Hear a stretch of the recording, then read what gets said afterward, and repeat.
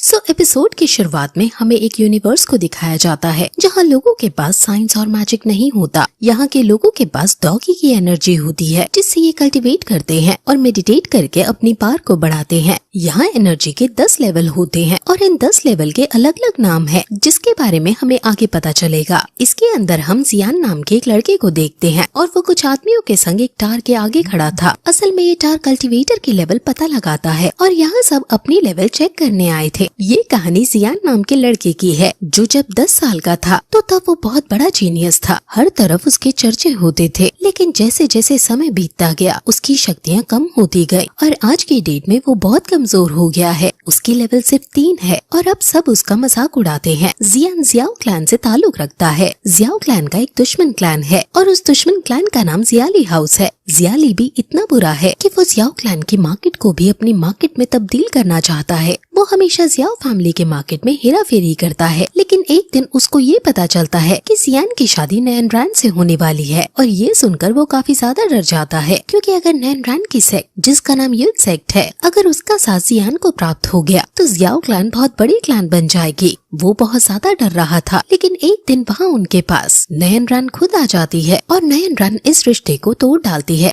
ये सुनकर जियाओ हान बहुत ज्यादा घबरा जाता है और वो उसे इसका रीजन पूछता है, जिस पर नैन रैन कहती है कि जियान एक लूजर है। वो एक समय पर बेशक एक महान योद्धा था, लेकिन अब क्योंकि वो एक लूजर है इसलिए वो उससे शादी नहीं करेगी। अब ये जियाओ क्लैन की बहुत बड़ी बेइज्जती थी और जियान को ये सब सुनकर बहुत ज्यादा गुस्सा आ गया था, इसलिए वो नैन रैन को भी बुरा भला बोलने लगता है। और अब उन दोनों की बहस के बाद उनमें एक डील होती है। जियान कहता है कि 3 साल बाद मैं तुम्हें अपनी शक्तियों का परिचय दूंगा। 3 साल बाद अब इनकी फाइट होगी और अगर इस फाइट में जियान जीत जाता है तो नैन रैन जियान की हर बात मानेगी। ये एग्रीमेंट दोनों एक्सेप्ट कर लेते हैं और नैन रैन अब अपने यून सेक्ट में वापस चली जाती है। वहीं अब जियान जिसने ये असंभव सी डील कर ली थी, सब उसका मजाक उड़ाने लगते हैं और उसे और ज्यादा परेशान करने लगते हैं, क्योंकि जियान बहुत ज्यादा कमजोर था और सभी को पता था कि जियान नैन रैन जैसी जीनियस लड़की को नहीं हरा सकता है। जियान के साथ उसकी एक सौतेली बहन रहा करती थी और इस बहन का नाम जी जूनियर था। वो हमेशा जियान की तरफदारी करती आई थी और वो मन ही मन जियान को पसंद करने लगी थी। फिर ऐसे ही जब एक दिन जियान बहुत ज्यादा दुखी था तो वो जंगल की तरफ अपनी मॉम की कब्र के पास जाता है और वहाँ जाकर रोने लगता है और सोचने लगता है कि अब वो भला कैसे 3 ईयर एग्रीमेंट को पूरा करेगा। अब वो रो ही रहा था कि तभी एक आदमी वहाँ प्रकट हो जाता है और वो आदमी जियान के टीचर बनने की बात कहता है। वो दोनों कई और बातें करते हैं और अब यहाँ से जियान को पता चलता है कि ये आदमी बहुत सालों से उसके अंगूठी के अंदर रह रहा था। इनका नाम याओ लाओ है और ये एक स्पिरिट है। इनको जिंदा रहने के लिए सोल पार की जरूरत होती है और ये जियान की बॉडी से सोल पार खींच रहे थे, जिस वजह से जियान कमजोर होता जा रहा था। अब जियान को गुस्सा तो आता है, लेकिन वो अब कर भी क्या सकता था, इसलिए वो अब इनको अपना टीचर बना लेता है और याओ लाओ अब जियान की ट्रेनिंग स्टार्ट करते हैं। वो जियान को कुछ सोल पार को बूस्ट करने के लिए इंग्रेडिएंट्स लाने को कहते हैं, लेकिन ये इंग्रेडिएंट्स बहुत ज्यादा महंगे थे। लेकिन जी जूनियर जियान को इंग्रेडिएंट्स लाने के पैसे दे देती है और अब दोनों इंग्रेडिएंट्स खरीदने लगते हैं। लेकिन इस बीच जियाली बी के आदमी उन्हें घेर लेते हैं। वो आदमी जियान पर हमला करते हैं, लेकिन जी जूनियर जियान को बचा लेती है। जी जूनियर एक अच्छी फाइटर थी और उसकी लेवल भी काफी ज्यादा थी। वहीं जियाली बी का बेटा जिसका नाम जी लियाओ है, वो वहाँ आकर जियान को बुरा भला बोलकर जी जूनियर को भी गंदी नजरों से देखने लगता है। लेकिन अब वहाँ तभी जियाओ क्लैन के सैनिक आ रहे थे, इसलिए जिया लियाओ वहाँ से भाग निकलता है। अब बेशक ये लोग बच गए थे, लेकिन जियान खुद अपनी रक्षा नहीं कर पाया था, जिस वजह से अब वो स्ट्रांग होने का दृढ़ निश्चय कर लेता है और अब वो अपने मास्टर के पास जाकर उन इंग्रेडिएंट्स की मदद से मेडिसिन बनाता है और उनको लेता है। अब जियान सबसे पहले फायर और वाटर को कंट्रोल करना सीखता है। याओ लाओ एक अच्छे टीचर थे और वो जियान को अलग अलग मार्शल आर्ट्स की अलग अलग फॉर्म सिखाने लगते हैं और थोड़ी देर बाद उन इंग्रेडिएंट्स की मदद से जियान अब फाइनली लेवल 4 पर पहुंच जाता है। अब उसे लेवल 5 पर पहुंचना था, इसलिए मास्टर उसे जंगल में ले जाकर बहुत हार्ड ट्रेनिंग करवाता है और फिर उसे फिर से इंग्रेडिएंट्स की लिस्ट देते हैं और कहते हैं कि तुम्हें ये सब इंग्रेडिएंट्स भी लाने होंगे। अब जियान को पैसे की भी जरूरत थी, इसलिए वो ऑक्शन हाउस में जाकर अपने कुछ कुछ बनाई हुई चीजों की बोली लगाने का डिसाइड करता है। ध्यान देने वाली बात ये है कि जियान मार्शल आर्ट्स के साथ साथ एल्केमी भी सीख रहा था और उसके मास्टर ने उसे अलग अलग दवाइयाँ बनानी भी सिखाई होती हैं। जियान ने स्पिरिट एलिक्सर्स नाम की दवाई बनाई होती है और ये कल्टीवेट करने की स्पीड को तेज कर देती है। जियान ऑक्शन हाउस में जाकर ऑक्शन हाउस की हेड, जिसका नाम याफी है, उसको इसकी क्वालिटी चेक करवाता है और अब फिर उसकी बोली लगने लगती है। स्पिरिट एलिक्सर्स बहुत ज्यादा खास थे और इस बोली के अंदर सभी पैट्रियट्स आए थे और वो दाम बढ़ाकर इसे खरीद रहे थे, लेकिन अंत में जियान ही स्पिरिट एलिक्सर्स को खरीद लेता है। वो बहुत बड़ी रकम देता है और अब जियान के पास पैसों की कोई कमी नहीं थी और फिर ये एपिसोड यही खत्म हो जाता है। लास्ट एपिसोड में हमने देखा कि कैसे पैसों की कमी को पूरा करने के लिए जियान ने स्क्रिप्ट ऑफ एलेक्सर बनाकर ऑक्शन में बेच दी, जिसके बाद उस ऑक्शन यानी बोली में उसी के पापा ने वो दवाई खरीद ली। अब इस एपिसोड में हमें दिखाते हैं कि जियान के पास पैसों की कमी पूरी हो गई है, लेकिन उसके पापा से उसके भाई यानी जियान के चाचा इतनी महंगी डील करने पर लड़ रहे थे, लेकिन जियान उन सबको उल्टा यह कहकर फटकार देता है कि वो अपने बेटे की लेवल बढ़ाने के लिए कुछ भी करेगा और ऐसा करने के लिए वो अपनी संपत्ति को बेच देगा। अब उनकी ये सब बातें जियान भी सुन लेता है, जिसके बाद वो अपने पापा से मिलता है तो इमोशनल होकर उन्हें गले लगाकर बहुत रोता है और कहता है कि मैं जल्दी से जल्दी अपने लेवल्स बढ़ाकर 3 साल बाद होने वाले मैच को जरूर जीतूंगा। अब जियान बहुत खुश होता है, जिसके बाद वो अपने बेटे को स्पिरिट ऑफ एलेक्सर देता है। अब जियान आज रात को ही लेवल बढ़ाने का डिसाइड करता है, लेकिन उसका मास्टर उसे जल्दबाजी ना करने की कहता है, क्योंकि जल्दबाजी से उसकी हेल्थ पर बुरा असर पड़ सकता था। वो फिर अपनी ट्रेनिंग पूरी जी जान से करने लगता है और वैक्यूम पाम और फायर ब्लोइंग टेक्निक की बहुत प्रैक्टिस करता है और इससे उसके मास्टर भी उसकी प्रोग्रेस को देखकर काफी इम्प्रेस होते हैं, क्योंकि वो उनकी आशा से भी ज्यादा आगे निकल रहा था, यानी बहुत ज्यादा अच्छा परफॉर्म कर रहा था। अब जियान का मन लेवल 7 पर पहुंचने का था, लेकिन मास्टर कहते हैं कि वहां तक पहुंचने में तुम्हें 1 साल का समय लगेगा, लेकिन जियान को 2 महीने के अंदर लेवल 7 तक पहुंचना था, क्योंकि 2 महीने बाद उसके शहर में कमिंग ऑफ एज सेरेमनी है, जिसके अंदर उसे अपनी कैपेबिलिटीज दिखानी है। वही हमें नायान को दिखाते हैं, जो अभी भी एक पर्वत पर बैठकर मेडिटेट कर रही थी और 3 साल बाद होने वाले मैच के बारे में सोच रही थी। वहीं फिर जियान को प्रैक्टिस करते हुए 1 महीना बीत जाता है, जिसके बाद उसकी बहन उससे सुबह सुबह बुलाने आती है, जिसके बाद वो दोनों उस टावर के पास जाते हैं जहाँ सब अपना लेवल चेक करते थे। पहले जी जूनियर अपना लेवल चेक करती है, जिसमें उसका लेवल 9 था, लेकिन जब जियान अपना लेवल चेक करने जाता है तो हमेशा की तरह सब उसका काफी मजाक उड़ाते हैं, लेकिन फिर जियान लेवल चेक करने जाता है, जिसके अंदर वो अपना लेवल 7 पाता है। असल में इस 1 महीने में उसने अपने मास्टर की मदद से नॉर्मल से काफी ज्यादा हार्ड ट्रेनिंग की थी और पानी को भी अपनी प्रोड्यूस की हुई फ्लेम से उड़ाने की ताकत प्राप्त कर ली थी, जिसकी वजह से उसका लेवल 7 पर पहुंच गया था। अब जियान वैक्यूम पाम और फायर प्रोड्यूस करने में एक्सपर्ट हो चुका था। अब ये देखकर सब काफी शौक होते हैं और उसकी तारीफ करने लगते हैं। वहाँ एक लड़की जिसका नाम जीमाई है, वो भी अब जियान के साथ मिलकर प्रैक्टिस करना चाहती थी, जिसके बारे में वो जियान से पूछती भी है, लेकिन जी जूनियर उसे साफ मना कर देती है। अब जियान के पापा यानी जिहान की भी काफी तारीफ होने लगती है। वहीं दूसरी तरफ ये खबर जियाली भी हाउस के हेड तक पहुंचती है, जहां वो काफी ज्यादा उफान जाता है, लेकिन फिर उसका बेटा उसको इविल स्माइल देता हुआ एक प्लान बताता है कि 1 महीने बाद कमिंग ऑफ एज सेरेमनी जाएंगे और उसके अंदर में उसकी कमजोरी का पता लगा लेंगे और उसको आसानी से हराने में सक्षम हो जाएंगे। वहीं फिर 1 महीने बाद अब सेरेमनी स्टार्ट होती है, जिसके अंदर जियान को रिंग के अंदर बुलाया जाता है और अनाउंसमेंट की जाती है कि कोई भी जिसका लेवल 9 या 9 से नीचे हो वो जियान को चुनौती दे सकता है, जिस पर अब जीनिंग उसके सामने आता है और उससे लड़ने लगता है। जीनिंग वही है जो हमेशा से जियान को परेशान करता था और जिसके पिछले एपिसोड में जी जूनियर से ट्रेनिंग फाइट भी हो रही थी। अब उन दोनों में लड़ाई शुरू होती है, जिसमें पहले जियान दोगले ही करता है, लेकिन फिर अब उस पर अटैक करना शुरू करता है, जिसके बाद वो फायर ब्लोइंग टेक्निक का यूज कर उस पर एक ही अटैक करता है और उसी से जीनिंग हार जाता है। अब जीनिंग को बहुत गुस्सा आता है, क्योंकि लेवल 8 होने के बावजूद वो लेवल 7 वाले से हार गया था, लेकिन अब इस मैच में जियान ने क्योंकि अपनी फुल स्ट्रेंथ का प्रदर्शन दिया था और स्पिरिट ऑफ एलेक्सर भी अब अपना असर दिखाना शुरू कर गई थी, इसीलिए अब उसका लेवल वही 7 से 8 पर पहुंच जाता है, यानी वो अब लेवल 8 का योद्धा बन जाता है। जिसके बाद जीनिंग गुस्से में आप पीछे से उस पर वार करने आता है, लेकिन जियान इस बार फायर ब्लोइंग और वैक्यूम पंप दोनों का एक साथ यूज करते हुए उसे बहुत दूर फेंक देता है, जिससे वो बहुत घायल हो जाता है। वहीं जिया लीबी भी मौजूद था, जहाँ वो अब अपने इविल प्लान को अंजाम देता है और उसे चुपके से एक हाईली कल्टिवेटेड मेडिसिन दे देता है, जिससे वो इंस्टेंट बहुत ज्यादा शक्तिशाली बन जाता है, यानी उसकी स्ट्रेंथ काफी ज्यादा बढ़ जाती है। सभी लोग उसको देख समझ जाते हैं कि इसने ऐसी दवाई खाई है जो उनके शहर में बैन है।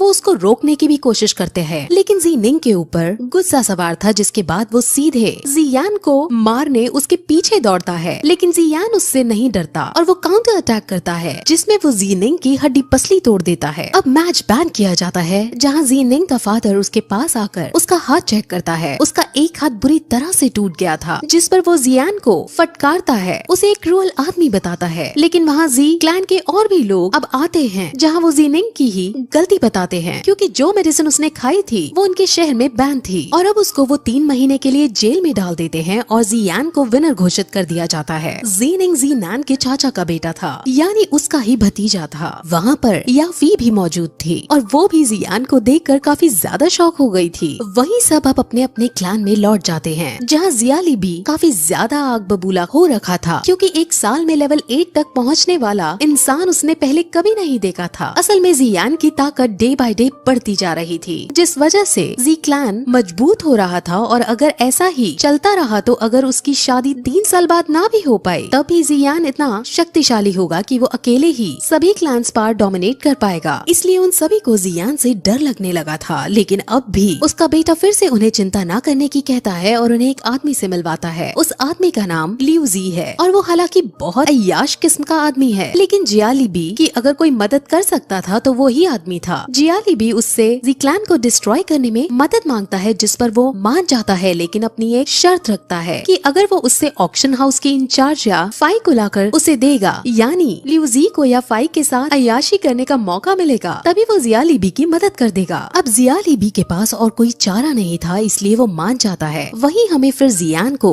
दिखाते हैं, जो बाजार में घूमते हुए अपनी बहन के साथ कई तरह की और टेक्निक पर डिस्कस कर रहा था। लेकिन वहाँ वो अपने आसपास ये नोटिस करते हैं कि आज की मार्केट अलग है। वहाँ जब वो इसका पता लगाने की कोशिश करते हैं तो उन्हें पता चलता है कि जियाली बी हाउस ने मार्केट को खरीद कर उनका दाम सस्ता कर दिया है, जिसकी वजह से जी क्लैन की मार्केट पूरी तरह से बंद होने के कागार पर आ गई है। जिस पर अब जियान इसका कोई ना कोई सोल्यूशन निकालने का डिसाइड करता है और ऑक्शन हाउस में जाकर याफी से मिलता है, जहाँ वो उसे एक मेडिसिन फॉर्मूला देता है। वो मेडिसिन फॉर्मूला ब्लीडिंग वुंड्स को क्लॉट करने का था। असल में जिस चीज से जियाली बी ने मार्केट को अपने अंडर कर लिया था वो एक रेजिनुएशन पाउडर था, जिसका दाम बहुत सस्ता और असर बहुत तगड़ा वाला था। इसके लिए जियान भेस बदलकर रीजेनुएशन पाउडर से भी अच्छी मेडिसिन का फॉर्मूला ऑक्शन हाउस में लेकर लाया था, ताकि वो यहाँ इसको बनाने के इंग्रेडिएंट्स हासिल कर सके और जी क्लैन फिर से अपनी मार्केट हासिल कर सके। अब याफी उसको इस मेडिसिन को बनाने के लिए इंग्रेडिएंट्स देने से मना कर देता है, क्योंकि वो जियाली बी के साथ किसी तरह का पंगा नहीं लेना चाहती थी। वो बात कर ही रही होती है कि अचानक वहाँ बहुत सारे सैनिक आकर उन पर हमला करने लगते हैं, लेकिन जियान उन सबको अपने एक ही हाथ से वैक्यूम पंप टेक्निक का यूज करते हुए सबको मारकर सबको हरा देता है। अब याफी एक सैनिक से पूछती है कि तुम्हें किसने और क्यों भेजा है, जिस पर सैनिक बता देता है कि उसको लियू जी ने तुमको किडनैप करने के लिए भेजा है, ताकि वो तुम्हारे साथ अय्याशी कर सके। अब ये सुन याफी को काफी गुस्सा आता है और वो सैनिक को चांटे मार मार कर भगा देती है और जियान का धन्यवाद करती है। वो उससे काफी ज्यादा इम्प्रेस हो जाती है, जिसके बाद वो उससे सारे इंग्रेडिएंट्स दे देती है, जिस पर अब जियान इन सभी को जी क्लैन को देने को कहता है। याफी पूछती भी है कि तुम्हारे जी क्लैन के साथ क्या संबंध है और तुम कौन हो, जिस पर अब जियान अपना मास्क हटाकर उसे अपना फेस दिखा देता है और उसको देखकर याफी बहुत ज्यादा खुश होती है, क्योंकि वो पहले से ही उसकी फाइटिंग स्किल्स से इम्प्रेस्ड रहती थी। वहीं जियाली बी लीजी की इस हरकत पर बहुत गुस्सा होता है, क्योंकि उसे डर था कि अब उसका ऑक्शन हाउस में एंट्री बंद ना हो जाए। लेकिन उसका बेटा बताता है कि उसने हमारी एंट्री बंद नहीं की, लेकिन हमारे खरीदे जाने वाली चीजों के दाम 5 गुना ज्यादा बढ़ा दिए हैं। वहीं अब जी क्लैन के सभी बड़े लोग ऑक्शन हाउस में कुछ ऐसा सामान ढूंढने का प्लान बना रहे थे, जिससे वो रीजेनुएशन पाउडर को टक्कर दे सके। कि तभी वहाँ याफी उन सभी इंग्रेडिएंट्स को लेकर उनके महल के अंदर आती है, जहाँ वो उन्हें इन सभी इंग्रेडिएंट्स को देने की बात कहती है। जी क्लैन के पास में पैसे नहीं थे कि वो ये सब खरीद सके, लेकिन याफी उन्हें बताती है कि ये अब इन ओल्ड मास्टर का गिफ्ट है जो तुम्हें वो देना चाहते हैं। अब फिर उनके सामने ओल्ड मास्टर आते हैं, यानी जी यान भेस बदलकर वहाँ आता है और वैक्यूम पंप की मदद से वो उन इंग्रेडिएंट्स का यूज करके वही उन सभी के सामने मेडिसिन बनाने लगता है, जिसके बाद मेडिसिन तैयार हो जाती है और वो कहता है कि इस मेडिसिन से ब्लीडिंग वुंड बहुत जल्दी क्लॉट होने लगेंगे और रिजेनरेटिंग पाउडर इसके सामने कहीं खड़ा भी नहीं हो पाएगा। अब जी क्लैन इतने बड़े गिफ्ट को हासिल ऐसे ही नहीं कर सकते थे और वो मना भी करते हैं, लेकिन ओल्ड मास्टर कहता है कि ये सब मैं तुम्हारे बेटे जी यान की फाइटिंग स्किल्स को देखकर यानी उससे इम्प्रेस होकर दे रहा हूँ। और ये सब कहकर याफी और ओल्ड मास्टर दोनों वहाँ से चले जाते हैं। याफी रास्ते में उसे समझाती भी है कि जियालीबी से तुम्हें थोड़ा बचकर रहना पड़ेगा, लेकिन जियालीबी से कोई डर नहीं था। और फिर ये एपिसोड यही खत्म हो जाता है। जैसा कि लास्ट एपिसोड में हमने देखा कि जी क्लैन के पास अब रीजेनरेशन मेडिसिन से भी ताकतवर ब्लड क्लॉटिंग पाउडर आ चुका था और अब जी क्लैन इस पाउडर को मार्केट में भी उतार देती है। जियालीबी हाउस अपनी रीजेनरेशन मेडिसिन को दाम बढ़ा कर बेच रही थी, लेकिन अब ब्लड क्लॉटिंग पाउडर के आने से जियालीबी के एग्जिस्टिंग कस्टमर्स भी उसके हाथ से जाने लगे थे और अब जियालीबी की मार्केट पूरी तरह से तबाह होने लग गई। वही जियालीबी के पास जब ये बात पहुंचती है तो वो हर बार की तरह इस बार भी बहुत गुस्सा होता है और अब उसे ये भी पता चलता है कि याफी ने जियालीबी के फ्यूचर में होने वाली डील्स भी तोड़ दी हैं। अब उसे लियूजी के ऊपर काफी गुस्सा आता है क्योंकि असल में ये सब लियूजी की ही लापरवाही की वजह से हुआ था। वहीं जी क्लैन के अंदर जीनिंग को दिखाते हैं जिसको उसके पापा हील करने की कोशिश कर रहे थे। उसके पास उसकी बहन जियू नाम की लड़की आती है। जियू भी अपने भाई जीनिंग से काफी प्यार करती थी और अपने भाई की इस हालत को देख उसके मन में अब जियान के लिए गुस्सा छा गया था।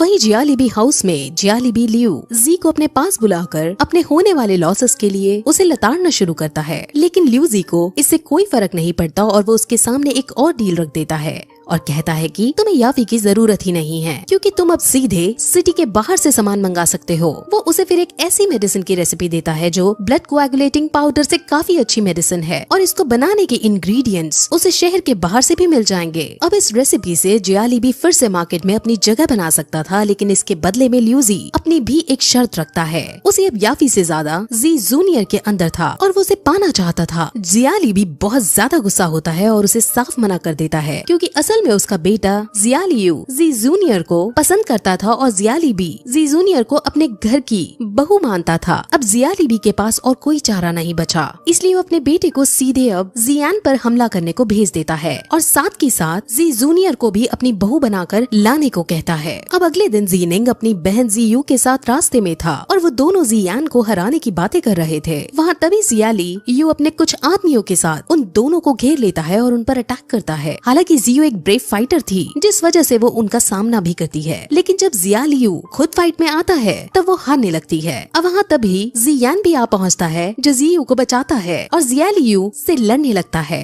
उन दोनों में काफी फाइट चलती है जिसमें बड़ी कोशिश करने के बाद भी जियान जीत नहीं पा रहा था और फाइनली जियालियू उसको हराकर उसको जान से खत्म करने वाला ही था कि जियान अपने मास्टर की मदद मांगता है। उसके मास्टर अपनी पावर का यूज करते हुए जियालियू पर एक ऐसा अटैक करते हैं कि वो बहुत दूर जाकर गिरता है। जियालियू की हालत बहुत खराब हो चुकी थी और जब जियालीबी अपने बेटे को इस हालत में देखता है तब उसे बहुत गुस्सा आता है और वो अपनी पूरी ताकत से जियान पर हमला करता है। अब ऑब्वियसली जियान इतना भी शक्तिशाली नहीं था कि वो जियालीबी की ताकत को झेल सके। हालांकि उसकी बहन जी जूनियर भी वहाँ आ पहुँचती है और जियालीबी के अटैक को रोकने की कोशिश करती है, लेकिन उसकी शक्ति भी कम पड़ रही थी। वो दोनों मरने ही वाले होते हैं कि वहाँ जी हाना पहुँचता है और वो फ्यूरियस टाइगर की पावर को यूज करता है जिससे वो जियालीबी के अटैक को रोकता है और उस पर फिर अपनी एनर्जी छोड़ता है। जियालीबी मरने ही वाला होता है कि तभी जियालीनू नाम का एक वॉरियर आकर एक ही वॉर में उसकी एनर्जी को रोक देता है और इस तरह जियालीबी बच जाता है और अपने बेटे का उसे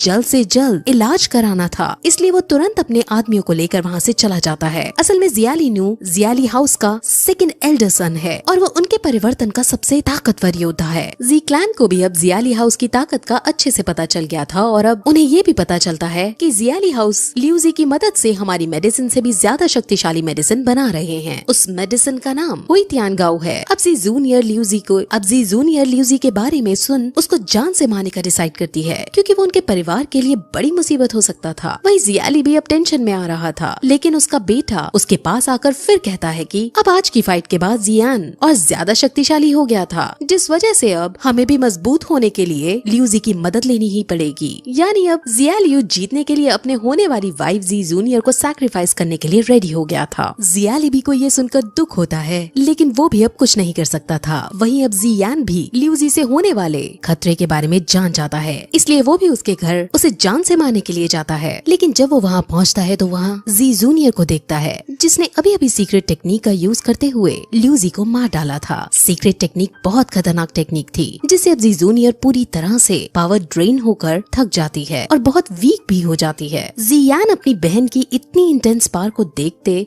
बहुत सरप्राइज होता है, लेकिन अभी के लिए उसके मास्टर उसको जी जूनियर से मिलने से रोक देते हैं, क्योंकि जी जूनियर के अंदर अब बात करने की भी एनर्जी नहीं बची थी। वहीं जिया लिबी को लिू जी के मरने की खबर आती है और वो समझ जाता है कि इसमें जी क्लैन का हाथ है। अब जिया लियू डिसाइड करता है कि वो लिू जी के मास्टर को लिू जी के मर्डर की खबर बताएगा और लिू जी के मास्टर की मदद लेगा। लिू जी के मास्टर ने ही लिू जी को ये खास मेडिसिन बनाना दिखाया था, जिस वजह से वो उसको अपने पास बुलाना चाहता है ताकि वो मेडिसिन तैयार कर सके। अब जिया लिबी फिर जिया लिनू को इस मेडिसिन के इंग्रेडिएंट्स लाने को कहता है, जिसके बाद वो अपने कुछ आदमियों को ले मेडिसिन के इंग्रेडिएंट्स की खोज में निकल जाता है। वहीं जियान याफी के पास पहुंचा है और उसे सारी बात बताता है कि वो लोग हुई तियान गाओ नाम की मेडिसिन बना रहे हैं और उसके लिए इंग्रेडिएंट्स ढूंढ रहे हैं। जियान फिर ये भी पूछता है कि वो तुम्हारे पास आए थे क्या इसकी मेडिसिन लेने, जिस पर याफी मना कर देता है, लेकिन फिर उसे मैप में एक जगह दिखाती है और कहती है कि इस जगह पर इस मेडिसिन के इंग्रेडिएंट्स मिलते हैं और वो जरूर यहीं गया होगा। अब जियान समझ जाता है कि अब उसे उसी लोकेशन पर उसे रोकने जाना होगा, इसलिए वो अपने पापा से वहाँ जाने की बात करता है और उसके पापा उसे मोटिवेट करते हैं वहाँ जाने के लिए, विदा कर देते हैं और जियान अकेले ही जंगल के रास्ते होते हुए मैजिकल बीस्ट माउंटेन पर जाने लगता है। वहाँ आगे बढ़ते वक्त उसे कई तरह की खतरनाक जानवर दिखते हैं, जिसको देख उसके मास्टर उसे समझाते हैं कि इनमें से कुछ लेवल 1 के मॉन्स्टर और लेवल 2 या 3 के मॉन्स्टर से उसको खतरा है, इसलिए वो उसको एक हेवी स्वॉर्ड देते हैं और उसे फिर चलाना सिखाते हैं।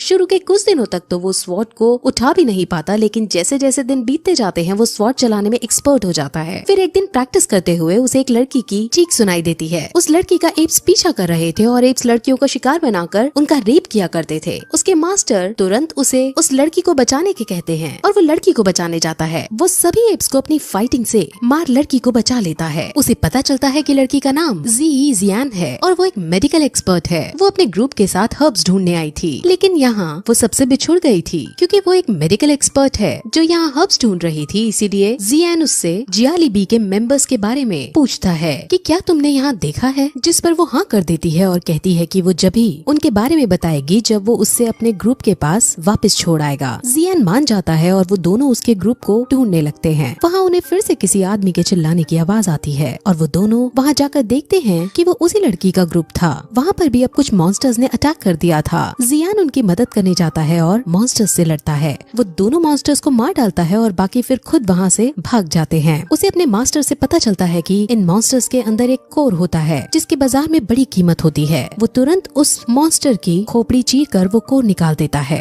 ये देख जियान उसे कहती है कि तुम हमारे साथ मिल हमारे ग्रुप की मदद करो, तुम मॉन्स्टर्स को ऐसे ही मारना और कोर हासिल करके हम तुम्हें अच्छी कीमत दिला देंगे। लेकिन जियान उसे मना कर देता है, क्योंकि उसे जिया लिबी के मेंबर्स को रोकना था। वो अब उससे उनकी लोकेशन पूछता है, जिस पर वो अब भी लोकेशन नहीं बताती है और कहती है कि जो हमारे ग्रुप का लीडर मुली है वो बहुत बुरा है, मुझे उस पर बहुत शक है और मैं अभी सेफ नहीं हूँ, इसलिए जब तुम्हें मुझे सेफली मेरे विलेज तक पहुँचा दोगे तभी मैं लोकेशन बताऊंगी। अब जियान ऐसा नहीं करना चाहता था, लेकिन जियान की मासूमियत को देख और अपने मास्टर के समझाने पर वो मान जाता है। अब आज के लिए वो उनके ग्रुप के साथ ट्रैवल करता है, जहाँ जियान का मास्टर उसे अलग अलग हर्ब्स के बारे में जानकारी देता है और उसे मेडिसिन के बारे में सिखाता है। वहीं उसकी मूली से भी बातें होती हैं, जहाँ मूली उसे अपने ग्रुप का लीडर बनाने का ऑफर देता है, लेकिन जियान थैंक्स कहकर इस ऑफर को ठुकरा देता है। मूली से बातचीत के बाद उसे मूली एक साधारण इनोसेंट आदमी ही लगता है। कुछ देर बाद जियान से मिलता है, जहाँ वो उसे एक गुफा की तरफ इशारा करते हुए बताती है कि इसके अंदर खजाना है और फिर जियान की उसको निकालने में मदद मांगती है। जियान खजाने के बदले उससे उनकी लोकेशन का पता मांगता है, जिस पर जियान मान जाती है। गुफा जिस पहाड़ पर वो थे उस पहाड़ के नीचे वाले पहाड़ी पर थी, लेकिन जियान अब ज्यादा देरी न करते हुए जियान को पकड़ उसके साथ खुद नीचे कूद जाता है और फिर यही ये एपिसोड खत्म हो जाता है।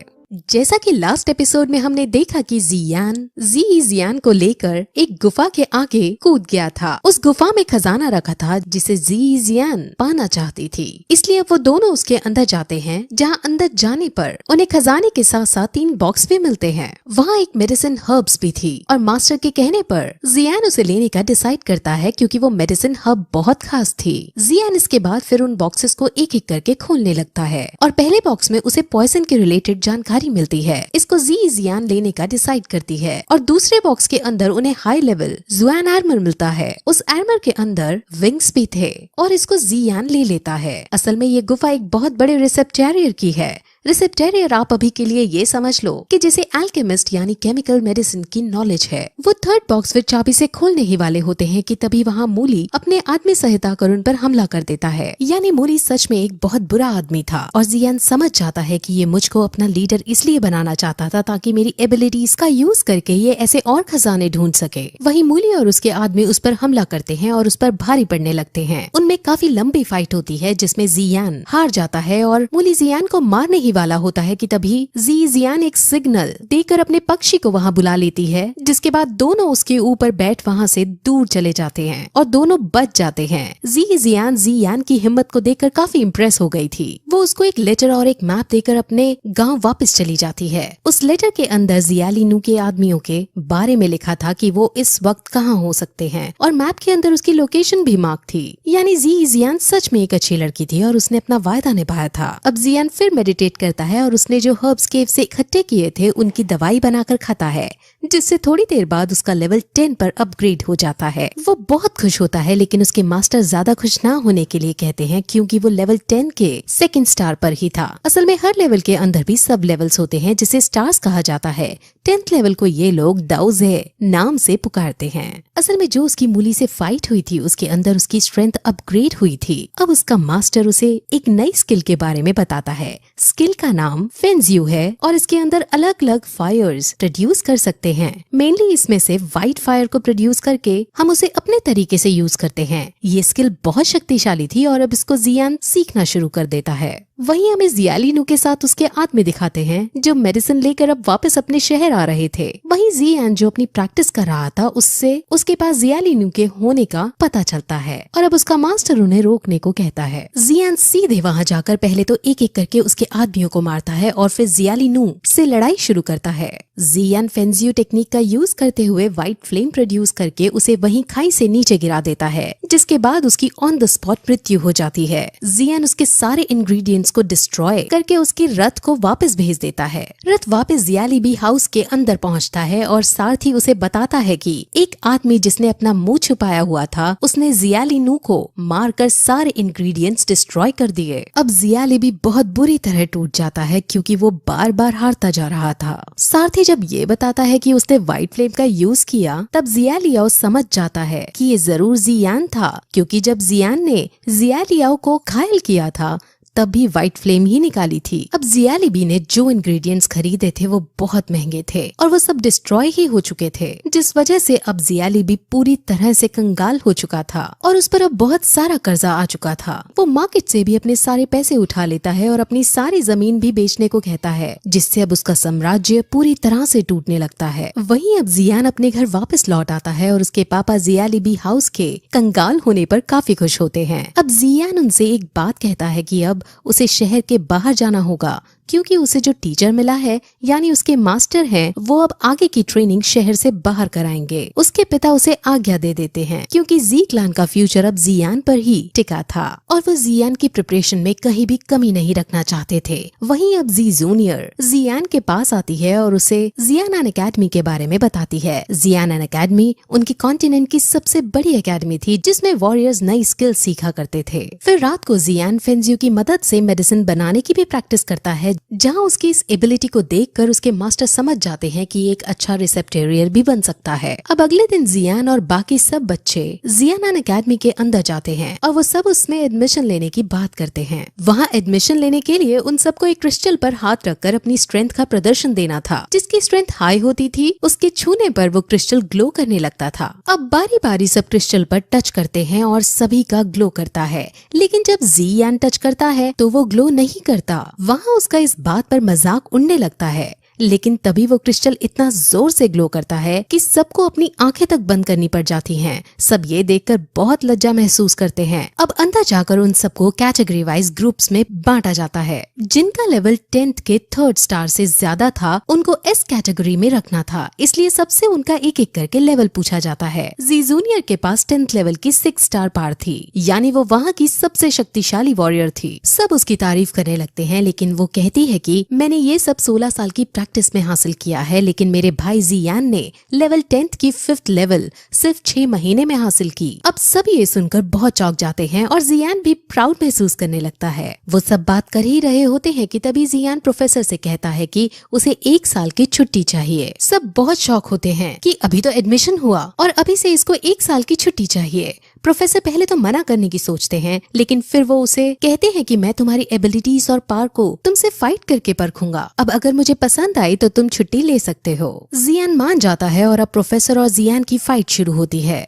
उन दोनों में काफी आइकॉनिक लेवल की फाइट चलती है, जिसमें जियान अपनी एबिलिटीज का परिचय बहुत अच्छे ढंग से देता है। हालांकि वो प्रोफेसर को हरा नहीं पाता, लेकिन प्रोफेसर उसको देख बहुत खुश होती है। अब फिर फाइट खत्म होने पर वो उसे छुट्टी पर जाने की इजाजत दे देते हैं। वहीं अब वो बाकी सब बच्चों से कहती है कि हम अगले हफ्ते नैनयान एकेडमी के बेस पर जाकर वहाँ प्रैक्टिस करेंगे। नैनयान एकेडमी शहर के बाहर मौजूद थी, लेकिन जियान अब अपना दिमाग चलाता है और वो प्रोफेसर को अपने शहर में अपना स्कूल चलाने को कहता है। वो कहता है कि आप हमारे शहर में जी क्लैन के पास स्कूल खोलो। प्रोफेसर जियान और जी जूनियर जैसे वॉरियर्स को देखकर काफी इम्प्रेस थी और वो अब उनके परिवार को भी देखना चाहती थी, इसलिए वो मान जाती हैं और अब वो जी क्लैन के पास जाकर जियानान एकेडमी को शुरू करने का डिसाइड करती हैं। असल में जियानान एकेडमी बहुत ज्यादा शक्तिशाली थी। जियानान नायान के परिवार से भी शक्तिशाली ऑर्गेनाइजेशन थी। नायान वही लड़की है जिससे 3 साल बाद जियान की फाइट होने वाली है। अब फिर जी क्लैन के अंदर प्रोफेसर और बाकी सब आते हैं और अब वहाँ जिहान भी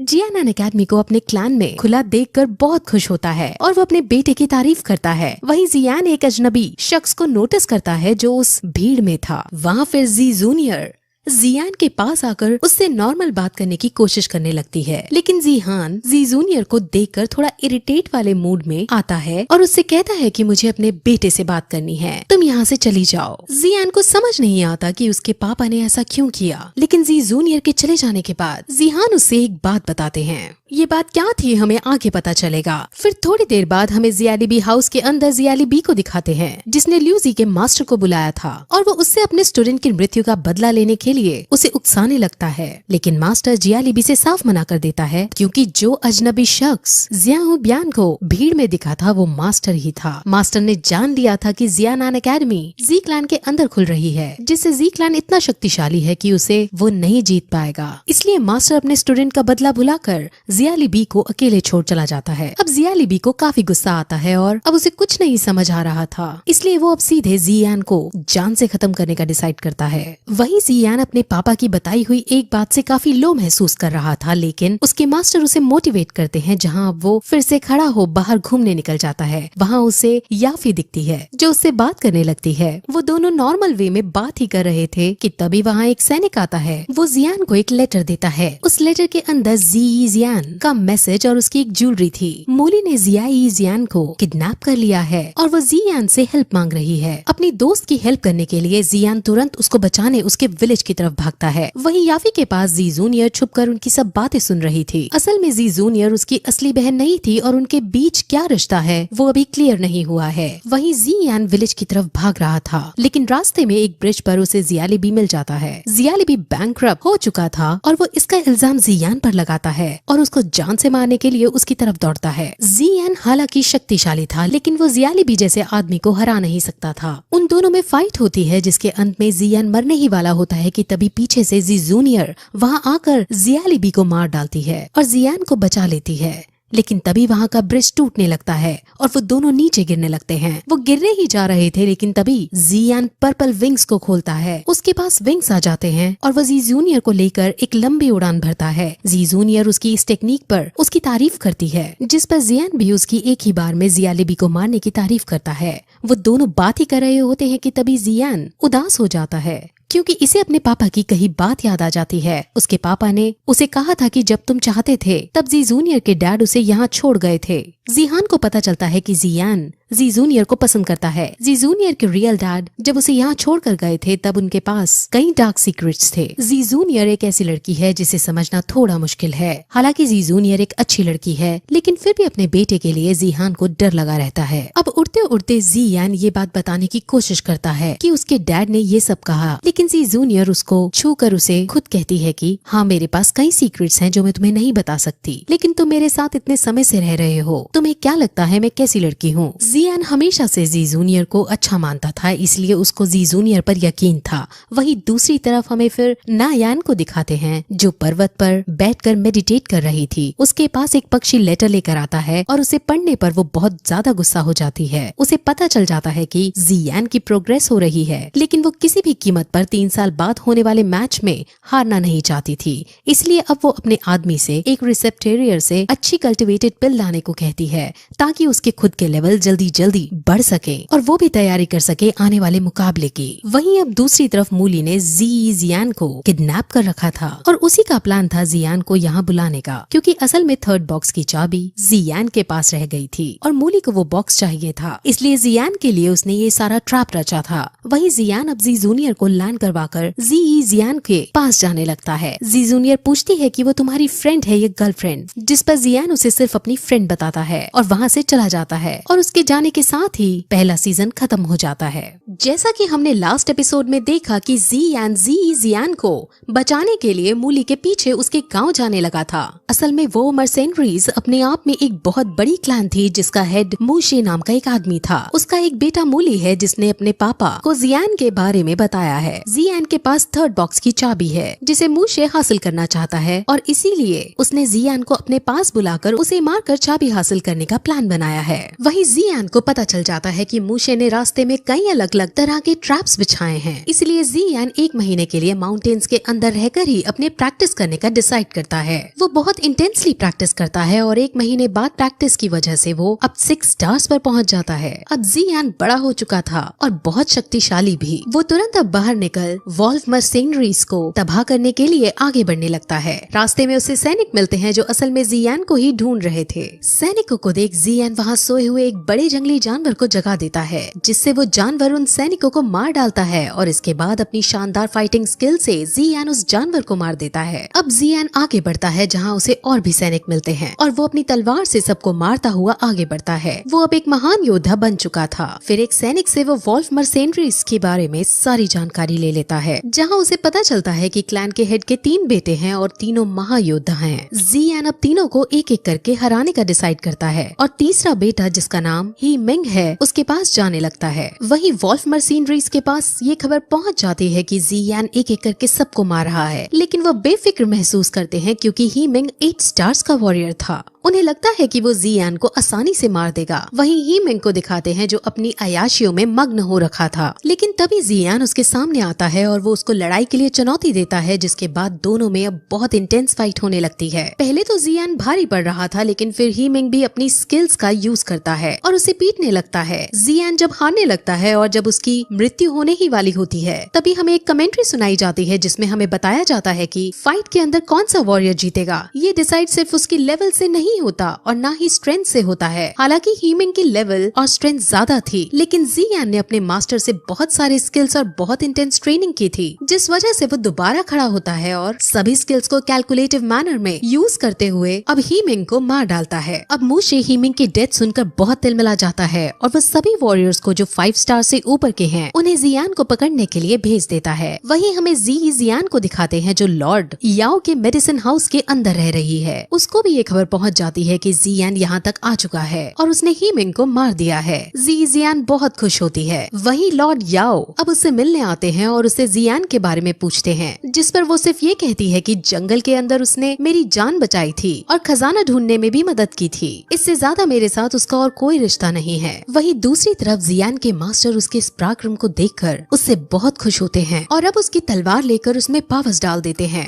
अब जियान की तलवार के अंदर ये शक्ति भी आ गई थी कि इससे एक पहाड़ी को भी बीच में से तोड़ा जा सकता था। जियान इतनी ज्यादा शक्ति को पाकर बहुत खुश होता है, लेकिन उसके मास्टर कहते हैं कि इस पावर को वो एक दिन में सिर्फ एक ही बार यूज कर सकता है, और अगर जियान ने इसको एक से ज्यादा बार यूज करने की कोशिश भी की तो वो बहुत ज्यादा घायल हो जाएगा। वहीं अब शाम को जियान मेडिटेट कर रहा होता है, जहाँ अब उसके सामने मूली आ जाता है। वो अपनी पूरी सेना के साथ आया था और सबके सब एक साथ उस पर तीर चलाते हैं। जियान तलवार से सबके तीरों को काटता हुआ आगे बढ़ता है और फिर उनसे दूर भागने लगता है, लेकिन आगे जाने पर वहाँ एक खाई नजर आती है। दैट मीन्स जियान अब और आगे नहीं जा सकता था। अब मूली के साथ साथ वहाँ मूशे भी आ जाता है और अब जियान मूशे के सामने उसे चिढ़ा कर उस थर्ड बॉक्स की चाबी को डिस्ट्रॉय कर देता है। मूशे बहुत ज्यादा गुस्से में आ जाता है। अब मूशे जियान से लड़ने लगता है। मूशे क्लैन का सबसे बड़ा और सबसे खतरनाक योद्धा था, जिसे जियान जीत नहीं पा रहा था और वो बुरी तरह हार रहा था। जियान अब मरने की कगार पर आ गया था, लेकिन तभी उसे मास्टर्स की वो पावर का ध्यान आता है जो उसने स्वॉर्ड में डाली थी। वो तुरंत उस पावर का यूज करता है, लेकिन इस पावर से भी मूशे स्ट्रगल करने के बाद बच जाता है। अब जियान पूरी तरह से एग्जॉस्ट हो गया था, जिस वजह से वो वहीं खाई में लुढ़क जाता है और बाकी सब उसे मरा हुआ समझ बहुत खुश होते हैं। वहीं गिरते गिरते उसे पर्पल विंग्स बचा लेते हैं और जब उसकी आंख खुलती है तो वो अपने मास्टर को अपने पास देखता है। उसका कवच उतरा हुआ था और उसके पास रखा हुआ था। वो मास्टर से पूछता है कि कल रात क्या हुआ था, जिस पर वो बताते हैं कि यूजी ने तुम्हारी मदद की,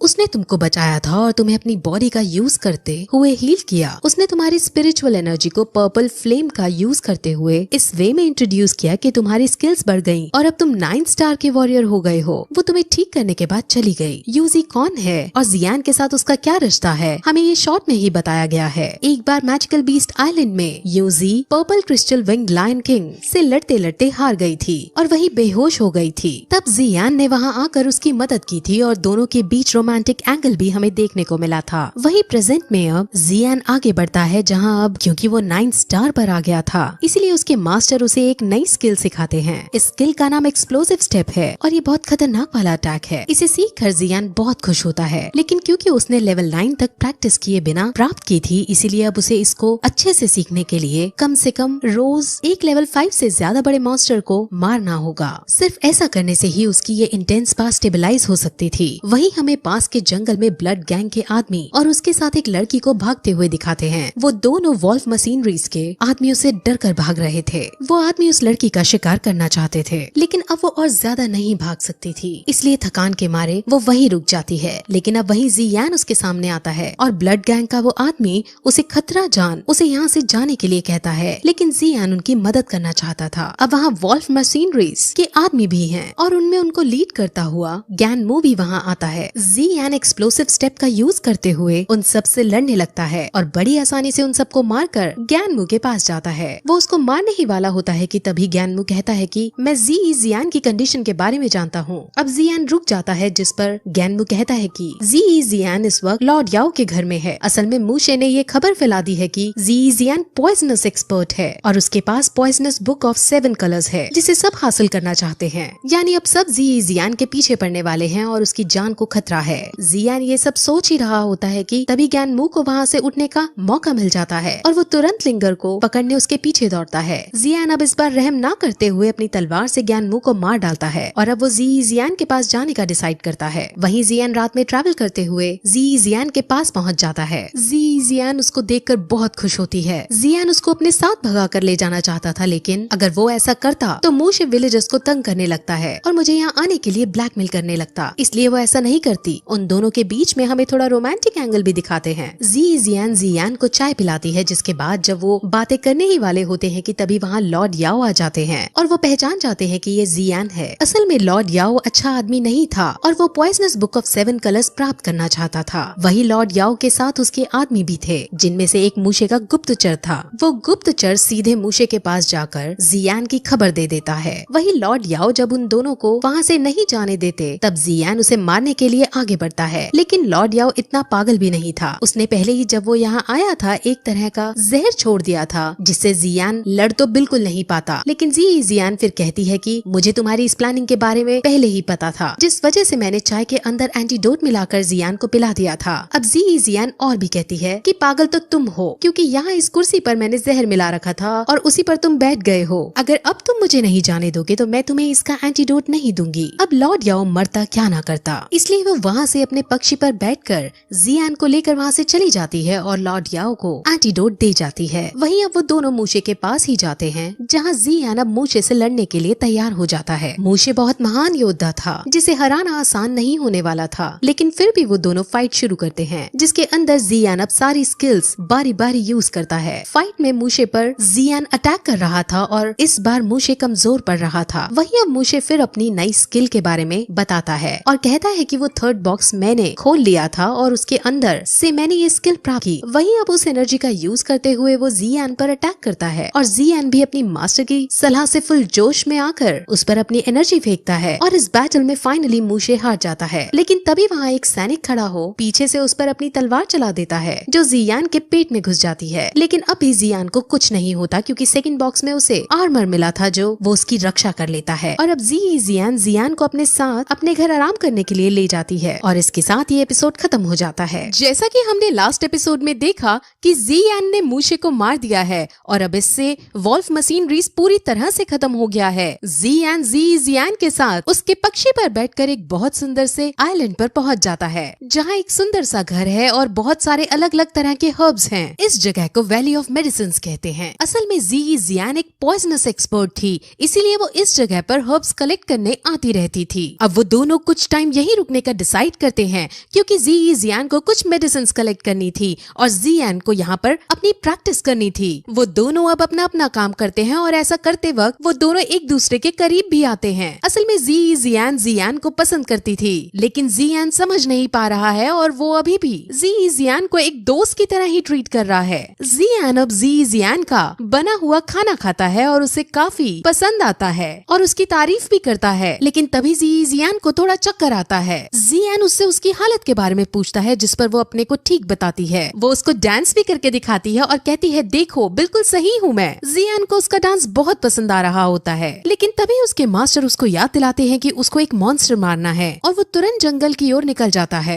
जैसा कि पिछले सीजन में बताया था कि उसको अपनी पावर्स को स्टेबलाइज करने के लिए रोज एक मॉन्स्टर का शिकार करना होगा, इसीलिए वो सेकंड लेवल का फ्रोजन बीस्ट मॉन्स्टर ढूंढने लगता है। वहीं दूसरी तरफ हमें फिर से लिंगर को दिखाते हैं, जो अपने डैड के साथ थी और उन पर एक मॉन्स्टर ने अटैक कर दिया था। लेकिन तभी लिंगर की मॉम वहाँ आती है और अपनी शानदार फाइटिंग स्किल से उस मॉन्स्टर को मार गिराती है। लेकिन अभी उनकी दिक्कत समाप्त नहीं हुई थी, क्योंकि एक और मॉन्स्टर जो लेवल 2 का फ्रोजन बीस्ट मॉन्स्टर है, वो उन पर अटैक करने के लिए आ गया। अब वो उस मॉन्स्टर को नहीं मार सकते थे, लेकिन तभी वहाँ जियान आता है और अपनी पर्पल फ्लेम का यूज करते हुए मॉन्स्टर को एक ही झटके में मार डालता है। पर्पल फ्लेम वही पावर है जो उसे यूजी से मिली थी। अब जियान ने एक बार फिर से लिंगर की मदद की थी और इससे लिंगर परिवार को बहुत खुशी होती है। जियान मॉन्स्टर की खोपड़ी खोलकर उसके अंदर का कोर चेक करता है, लेकिन उसे कोर नहीं मिलता। उसे लेवल 2 का आइस कोर चाहिए था। अब लिंगर की मॉम, जिनका नाम क्विंग ये है, अपनी जान बचाने के बदले में उसे अपना लॉकेट तोड़कर देती है और उस लॉकेट के अंदर लेवल 2 का आइस कोर है। जियान बहुत खुश होता है और उसे लेकर जियान के पास वापस चला जाता है। वहाँ वो जियान को बेहोश हुआ पाता है और इससे वो बहुत डर जाता है। उसके मास्टर फिर उसे बताते हैं कि इसके पास पॉइजनस बॉडी है। दैट मीन्स इन्हें बचपन से ही छोटे छोटे अमाउंट में पॉइजन दिया जाता है। पॉइजन इनकी पावर को इंक्रीज करता है, लेकिन अगर कभी ये पॉइजन को अपनी बॉडी में सह नहीं पाते तो ये बीमार होकर मर भी सकते हैं। अब जियान समझ जाता है कि कल रात को जियान को जो चक्कर आए थे वो इसी बीमारी के सिम्टम थे। जियान को सही करना चाहता था, इसलिए वो उसके होश में आने तक उसके पास बैठकर वेट करता है और जब जियान जागती है तो वो कहता है कि वो जियान को कुछ नहीं होने देगा और उसे इस प्रॉब्लम से निकाल देगा। फिर अगले दिन जियान के सामने अपने सपने को रखती है कि वो इस पूरे कॉन्टिनेंट में घूमना चाहती है, लेकिन इस हालत में उसका बाहर जाना सही नहीं था, इसलिए जियान उसे मना कर देता है और फिर वो दोनों बाहर जाकर बैठते हैं, जहाँ जियान उसे रोमांटिक होकर कहती है कि मैं हमेशा तुम्हारे साथ रहना चाहती हूँ। लेकिन जियान इसे मजाक में लेते हुए कहता है कि जब तक तुम सही नहीं होगी मैं तुम्हारे साथ ही रहूंगा तुम्हारी केयर करने को। अब जियान इससे काफी उदास हो जाती है और जियान के कंधे पर सर रख कर सो जाती है। अब फिर रोजाना की तरह जियान जंगल होकर वापस आता है, जहाँ वो पूरे घर में जियान को नहीं पाता। उसे वहाँ एक नोट दिखता है जो जियान ने जियान के लिए छोड़ा था और उसमें लिखा था कि जियान के लिए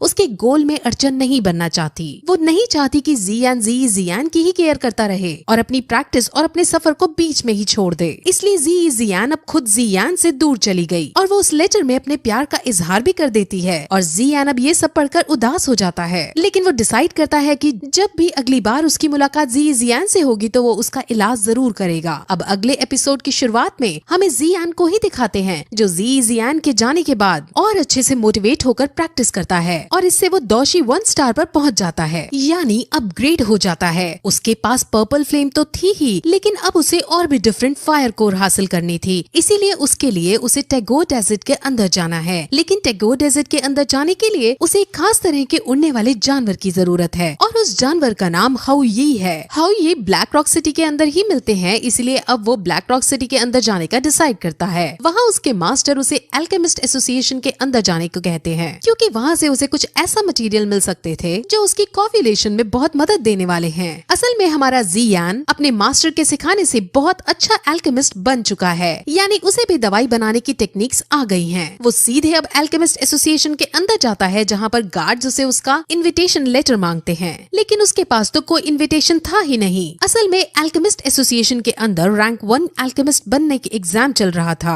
वहीं तभी एक रैंक 4 का एल्केमिस्ट वहाँ आता है और वो इस एग्जाम का जज भी है। असल में जो जितना अच्छा एल्केमिस्ट होता है उसके पास उतनी ही ज्यादा रैंक होती है, यानी रैंक 4 का एल्केमिस्ट रैंक 1 के एल्केमिस्ट से सुपीरियर है। इसका नाम मास्टर आओताऊ है और जब वो जियान को देखता है तो वो समझ जाता है कि इस लड़के में कुछ तो खास है। मास्टर आओताऊ के साथ उसकी डिसाइपल लिनफी नाम की लड़की भी थी, जो बहुत नकचड़ी लड़की है। उन दोनों के अंदर जाने के बाद वहाँ अंदर से एक लड़का निकल कर आता है जो जियान का मजाक उड़ाने लगता है और वो कहता है कि तुम्हारे पास तो इनविटेशन ही नहीं है तो तुम यहाँ कैसे आए। वहीं जियान अपनी पावर्स का यूज करके दूर खड़े होकर ही उसके बालों में पर्पल फ्लेम लगा देता है, जिससे गार्ड्स बहुत शॉक हो जाते हैं और वो जियान की इस खास एबिलिटी को देखकर उसे अंदर जाने देते हैं। अंदर बहुत सारे स्टूडेंट्स थे जो एग्जाम देने आए थे। वहाँ 2 जज भी खड़े थे, जिसमें से एक तो आओताऊ है और दूसरे फूलैन है। फूलैन के डिसाइपल एक जुईमी नाम की लड़की है। एग्जाम शुरू होने से ठीक पहले वो वहाँ आ ही जाती है और अब उनका एग्जाम शुरू होता है। सबको एक खास तरह की पिल बनानी थी और जो वो पिल बना देता उसको रैंक 1 का दर्जा दे दिया जाता है। अब काफी कोशिश करने के बाद अपनी अपनी पिल बनाते हैं और 1 घंटे बाद एग्जाम ओवर होता है, जिसके अंदर ज्यूमी, लीफी और कुछ स्टूडेंट्स पास हो जाते हैं। और जब जियान की दवाई चेक की जाती है तो वो बहुत ज्यादा ग्लो करती हुई मिलती है, यानी सबसे अच्छी मेडिसिन जियान ने बनाई थी। अब दोनों जज जियान की तारीफ करते हैं, जिस पर जियान शर्माता हुआ उनसे कहता है कि वो रैंक 2 का भी एग्जाम देना चाहता है। अब वहाँ खड़ी लीफी को ये बात हजम नहीं होती और वो उसको नीचा दिखाने के लिए कहती है कि अगर इतना ही घमंड है अपनी पावर्स का तो मैं अभी अरेंजमेंट करती हूँ। वो तुरंत वहाँ रैंक 2 के एग्जाम का सामान लाती है और उसको पिल बनाने को अब कहा जाता है। वो रैंक 2 की पिल बनाने लगता है और कुछ ही देर में वो पिल बना डालता है। अब इससे वहाँ खड़े सब लोग बहुत शॉक हो जाते हैं, क्योंकि 19 साल की उम्र में ऐसा कर पाना किसी के बस की बात नहीं थी। वो सब उसकी बहुत तारीफ करते हैं, लेकिन अब जियान उनसे जीतने के बाद कुछ इंग्रेडिएंट्स चाहता था। वो कहता है कि मुझे core of rank 3 I spirit cold fountain चाहिए। असल में इन दोनों मटेरियल्स को लेने के बाद ही जियान बाकी डिफरेंट फ्लेम्स को सहन कर पाने में सक्षम हो पाता। जजेस अब उसे एक लाइब्रेरी के अंदर ले जाते हैं जहाँ ये चीजें ढूंढने लगते हैं, लेकिन उन्हें आई स्पिरिट कोल्ड फाउंटेन नहीं मिलता।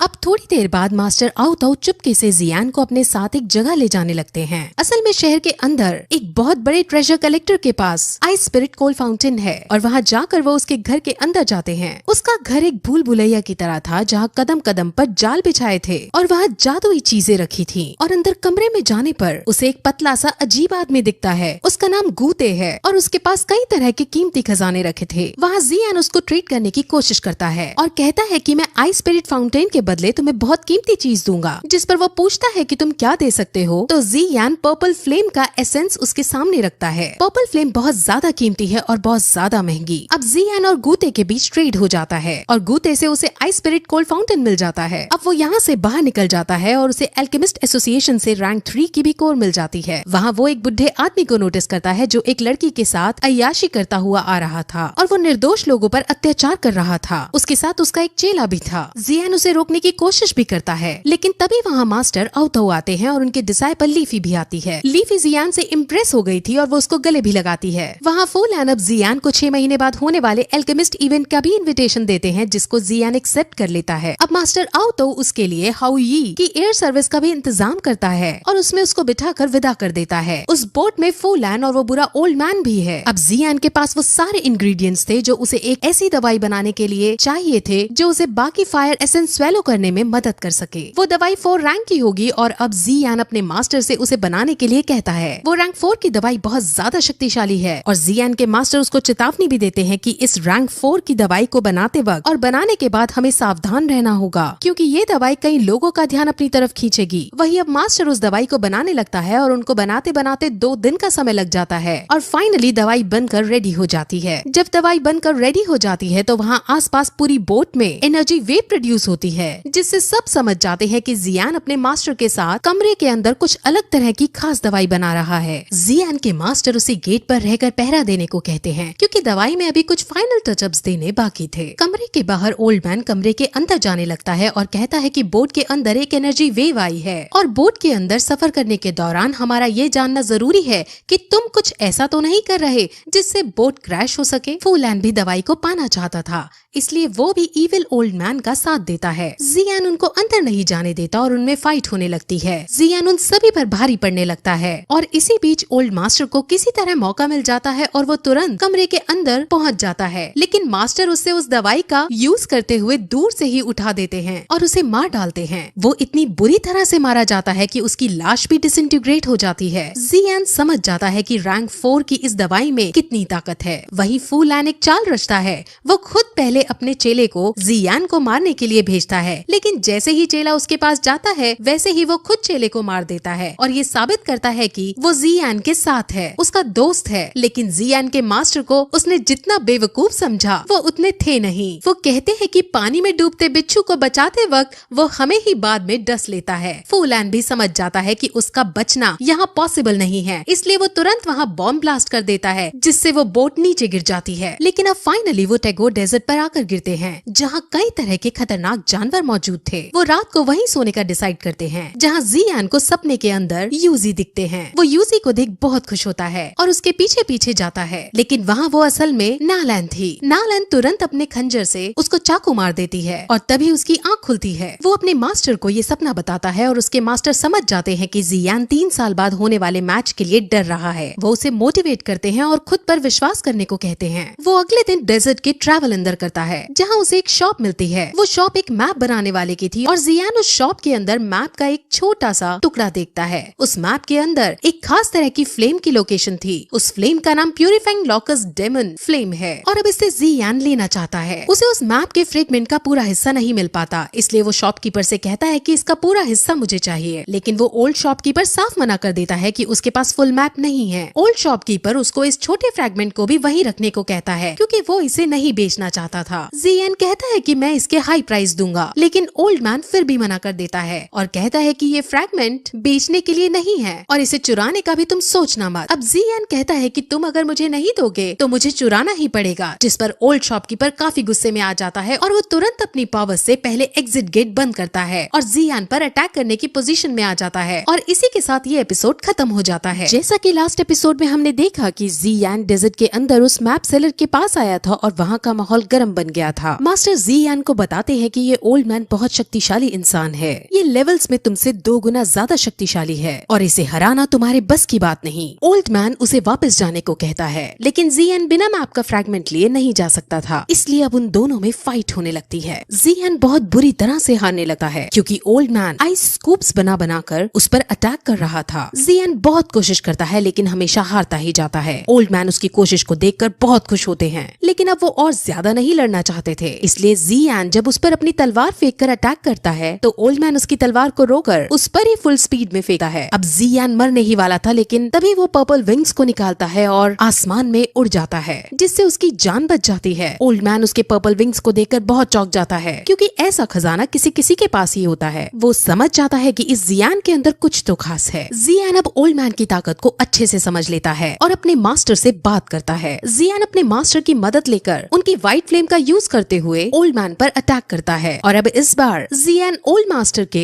डंडे को तोड़ देता है। ओल्ड मैन अब आइस टॉर्नेडो क्रिएट कर जियान को उसमें फंसाने की कोशिश करता है, लेकिन जियान और उसके मास्टर अपनी पावर्स का यूज करते हुए उस टॉर्नेडो के अंदर जाकर उसे खत्म कर देते हैं और ओल्ड मैन को ही व्हाइट फायर का यूज करते हुए आइस के अंदर जमा देते हैं। अब जमा हुआ ओल्ड मैन उसे कहता है कि मैंने वो मैप का टुकड़ा 2 हिस्सों में बांट दिया था और अब वो दूसरा हिस्सा भी मेरे पास है। अब जियान को दूसरा हिस्सा लेने के लिए उन्हें आजाद करना पड़ता है, जिस पर अब ओल्ड मैन उसे अपना रियल इंट्रोडक्शन देते हैं। ओल्ड मैन का नाम ही बोतोंग है और ही पूरी दुनिया में फेमस आइस एम्परर है। जियान ये सुनकर बहुत सरप्राइज होता है क्योंकि उसके सामने ये जो बुढ़ा आदमी खड़ा है वो आइस एम्परर है और जियान ने अभी एक आइस एम्परर को हराया है। असल में कुछ समय पहले आइस एम्परर एक स्नेक मैन के ब्लड वाली लड़की से मिला। उस लड़की का नाम क्वीन मेडुसा है। क्वीन मेडुसा डॉहोंग्स लेवल के आखिरी चरण पर है, जिस वजह से ओल्ड मैन और उसकी फाइट जब हुई तब ओल्ड मैन तुरंत हार गया और तभी से ओल्ड मैन को एक श्राप मिल गया, जिस वजह से ओल्ड मैन की ताकत पर रेस्ट्रिक्शंस लग गए और उसकी ताकत कम हो गई। ओल्ड मैन अब ये चाहता है कि जियान उसके श्राप को तोड़ने में मदद करे और अगर जियान ऐसा नहीं करेगा तो आइस एम्परर उसे वो सेकंड फ्रैगमेंट नहीं देगा। वो जियान को मनाने के लिए उसे एक रैंक 6 की पिल भी देने को राजी हो जाता है। असल में वो जियान से ही कर्ज को तुड़वाने की रैंक 6 की पिल बनाने को कहता है और उसी से इसके इंग्रेडिएंट्स लाने को कहता है। जियान पहले तो उसकी इस बात से मना कर देता है, लेकिन उसके मास्टर उसे समझाते हैं कि तुम्हें इसकी बात मान जानी चाहिए क्योंकि जो पिल तुम हासिल करोगे उससे तुम्हारी बहुत प्रगति होगी। वो फिर उसे वो जगह बताता है जहाँ रैंक 6 की पिल बनाने के इंग्रेडिएंट्स उसे मिल सकते हैं। उसे एग्जैक्ट जगह तो नहीं पता, लेकिन प्रोबेबिलिटी है कि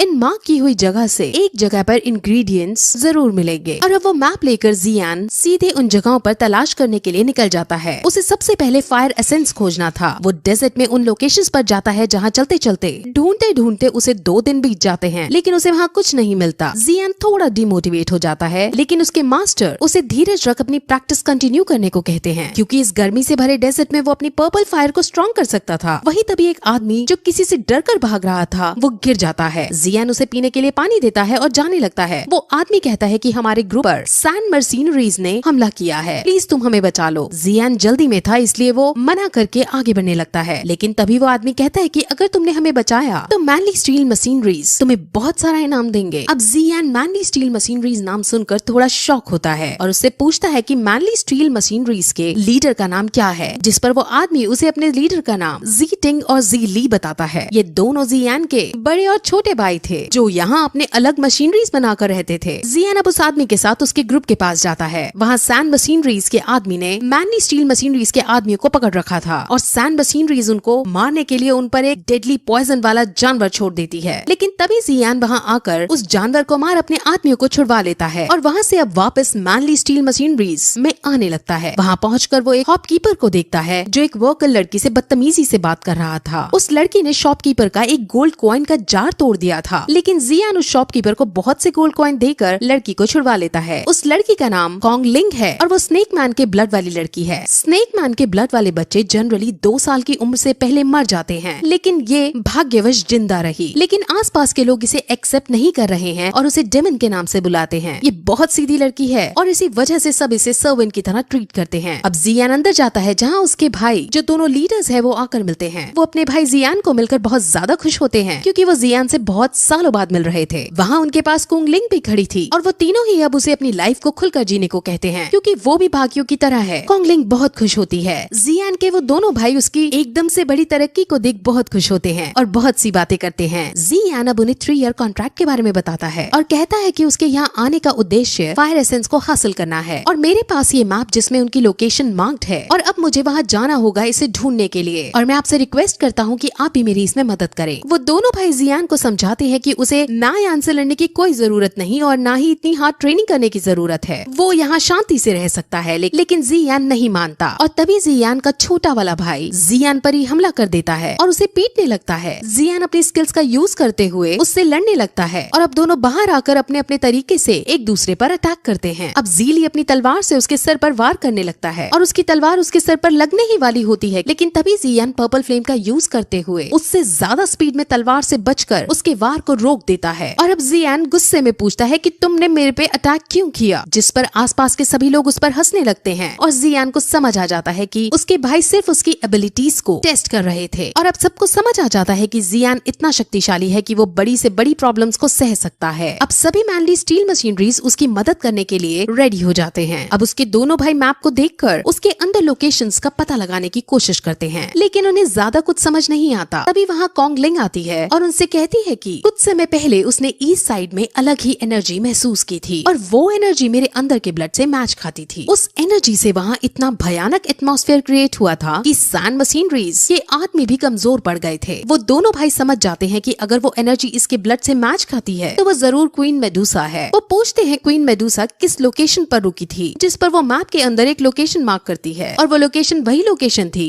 जो आइस एम्परर ने मार्क की थी। इसलिए अब वो सारी सेना वहीं जाने का डिसाइड करती है। वहीं अब सैंड मशीनरीज के आदमी अपने बॉस को जियान के बारे में बताते हैं कि कैसे उसने उनकी मदद की और इसलिए अब उनका बॉस मैनली स्टील मशीनरीज पर खुद अटैक करने का डिसाइड करता है। वहीं मैनली स्टील मशीनरीज के साथ जियान उस लोकेशन पर जा रहा होता है जहां उसके आदमी उसे ये बताते हैं कि हैम्पर सैंड मशीनरीज का हमला हो सकता है। सैंड मशीनरीज बहुत ताकतवर मशीनरीज हैं जिससे हमें बचकर रहना होगा। अब वो उस लोकेशन पर पहुंच जाते हैं, लेकिन वहाँ दूर दूर तक सिर्फ बंजर जमीन थी। जियान समझ जाता है कि फायर एसेंस तक पहुंचने का रास्ता कहीं छुपा हुआ है, इसलिए अब सभी लोग उस रास्ते को ढूंढने लगते हैं। वही लंबे टाइम तक ढूंढने के बाद शाम को उन्हें जमीन के नीचे एक गुप्त रास्ता मिल जाता है। वहाँ वो सभी बहुत खुश होते हैं, लेकिन तभी वहाँ सैंड मशीनरीज भी आ पहुँचते हैं। सैंड मशीनरीज को देखकर ज़ीली को बहुत गुस्सा आता है और वो तुरंत अपनी तेज स्पीड का परिचय देते हुए सैंड मशीनरीज के बॉस के पास पहुंचकर उस पर अटैक करने लगता है। लेकिन सैंड मशीनरीज का बहुत ज्यादा शक्तिशाली था और वो उसके अटैक से बचते हुए ज़ीली को दूर फेंक डालता है। अब जियान को बहुत गुस्सा आता है और वो अपनी तलवार को उठा सीधे सैंड मशीनरीज के उस आदमी के पास जाता है जो बॉस के कान भरा करता था। वो उस आदमी के पास पलक झपकते ही पहुंच जाता है और उस आदमी को टच करते हुए उसके प्राण निकल जाते हैं। अब सैंड मशीनरीज समझ जाते हैं कि जियान बहुत शक्तिशाली योद्धा है और इससे पंगे लेने का मतलब है अपनी मौत को बुलावा देना। इसलिए वो जियान से डरकर अपने पैर पीछे कर लेता है। जियान और उसके लोग अब उस गुप्त रास्ते से नीचे चले जाते हैं। वहाँ अंदर लावा था और उसके दूसरी तरफ लैंड थी। उन्हें समझ नहीं आता कि वो लावा को पार करके आगे कैसे बढ़े, लेकिन तभी जियान उसके अंदर कूद जाता है। सब काफी डर जाते हैं, लेकिन जियान एकदम अपनी पर्पल विंग्स का यूज करते हुए उड़ जाता है और दूसरी तरफ जाने लगता है। उसके दोनों भाई अपने भाई की इस एबिलिटी को देखकर बहुत सरप्राइज होते हैं। वहाँ उड़ते वक्त जियान के पीछे एक लावा मॉन्स्टर पड़ जाता है और जियान एक्सप्लोसिव स्टेप्स का यूज करते हुए उससे बचने की कोशिश करता है। वो मॉन्स्टर पर काउंटर अटैक करता है और मॉन्स्टर समझ जाता है कि वो जियान से नहीं जीत पाएगा, इसलिए मॉन्स्टर अब तुरंत जियान के भाइयों को मारने उनकी तरफ बढ़ता है। मॉन्स्टर उसके भाइयों की तरफ पहुंचता है, लेकिन तभी क्विंगली सामने आती है और उसके अंदर से कुछ एनर्जी निकलती है जो सीधे मॉन्स्टर को लगती है और मॉन्स्टर के माथे पर एक साइन बन जाता है और मॉन्स्टर चुपचाप लावा के अंदर वापस चला जाता है। जियान भी वापस आता है और ये सब देखकर बहुत शॉक होता है। क्विंगली फिर कहती है कि फायर एसेंस ढूंढने में वो उनकी मदद करेगी। वो फिर खड़ी होकर उन दोनों लावा मॉन्स्टर को बाहर बुलाती है। वो लावा मॉन्स्टर अब उस पर अटैक नहीं करते और यहाँ से उन सबको भी अब पता चल जाता है कि इस लड़की के पास 2 पेटल स्नेक्स की प्यूपल हैं। ये सिर्फ स्नेक्समैन्स और ह्यूमंस के वंशज के पास ही हो सकते हैं। क्विंगली ने इसका ही यूज करते हुए उनकी कॉन्शियसनेस अपने अंदर कनेक्ट कर ली है, जिससे वो उसकी बात मानने लगे हैं। क्विंगली अब उन मॉन्स्टर से बात करके पता लगा लेती है कि फायर एसेंस लावा के अंदर मौजूद है। अब जियान और ज्यादा देर ना करते हुए लावा के अंदर कूद जाता है और उसके मास्टर अपनी स्किल्स का यूज करते हुए उसके आसपास चिलिंग बोन फ्लेम बना देते हैं। उसके मास्टर अपनी स्पिरिचुअल फॉर्म में उसके साथ थे, जिस वजह से सिर्फ 1 घंटे तक ही चिलिंग बोन फ्लेम बना सकते थे। इसलिए जियान को अब जल्दी जल्दी लावा के अंदर से होते हुए फ्लेम एसेंस तक पहुंचना होगा। वहाँ अब उन्हें ट्रैवल करते हुए आधा घंटा बीत जाता है और जियान हिम्मत हारने लगता है और ऊपर वापस जाने लगता है, लेकिन वो दोनों लावा मॉन्स्टर उसे पकड़ आगे धकेल देते हैं और वो सीधे ब्लू लोटस जियोसेंट्रिक फ्लेम के पास आकर गिरता है। उस ब्लू लोटस जियोसेंट्रिक फ्लेम के अंदर ही फायर एसेंस बनता है और अब वो उन्हें मिल गया था, इसलिए वो तुरंत वहाँ जाते हैं। लेकिन वहाँ सेंटर में जाने के बाद उन्हें वहाँ कुछ नहीं मिलता। जियान बहुत शॉक होता है और कुछ समझ नहीं पाता कि आखिर फायर एसेंस गया तो गया कहाँ। जियान बहुत ज्यादा टूट जाता है क्योंकि फायर एसेंस को पाने के लिए उसने अभी तक बहुत कुछ सहा था। वो बहुत जोर जोर से दुखी होकर चिल्लाने लगता है क्योंकि अब उसे ऊपर खाली हाथ वापस जाना था। लेकिन उसके मास्टर उसे प्यार से समझाते हैं कि इस दुनिया के अंदर और भी बहुत लोग हैं